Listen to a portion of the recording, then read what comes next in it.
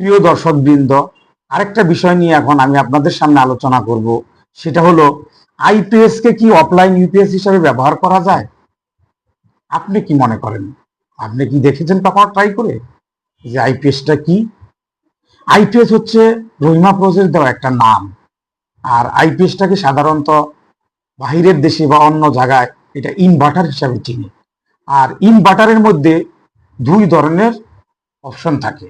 সেটা হলো একটা আইএনবি বা আইপিএস মোড, সেটা কি হয় ফ্যান লাইট চালানোর জন্য সাধারণত ব্যবহার করা হয়।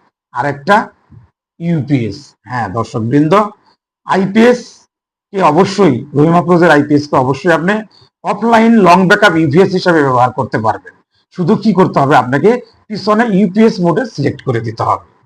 তাহলে কি অবশ্যই আজকের এই ভিডিও থেকে আপনারা যেটা জানলেন যে হ্যাঁ, আইপিএস কে মানে রহিমা আফরোজ আইপিএস কে অবশ্যই আপনি লং ব্যাকআপ ইউপিএস হিসাবে ব্যবহার করতে পারবেন।